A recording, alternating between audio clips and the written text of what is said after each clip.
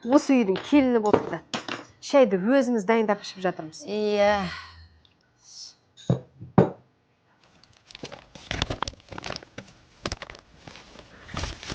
Документтерімді алдым. Киімдерімді алдым. Кеттім.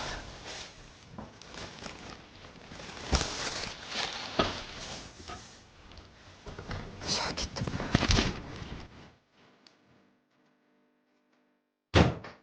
Мынау есікті тарс еткізіп қайда кетті? Ойбай, жүр солаға бізге сасық мінезін көрсет.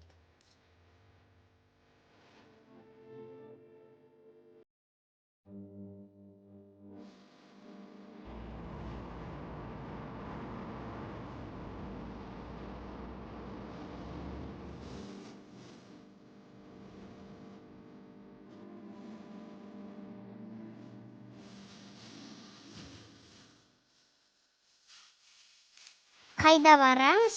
Әжеңе барамыз. Күшті торт жейміз, иә? Жүр.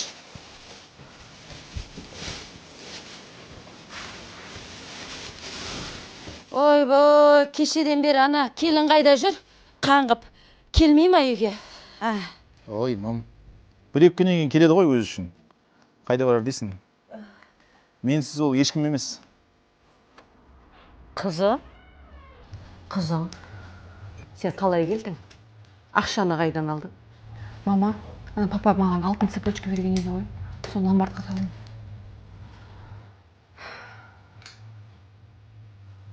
Мам, маған көмектесіңізші. Мансұрды бағып бересіз бе? Жұмысқа шықсам. Әйгерім ағасымен сөйлесіп қойдым. Дүкенге сатушы қылып аламын дейді мені.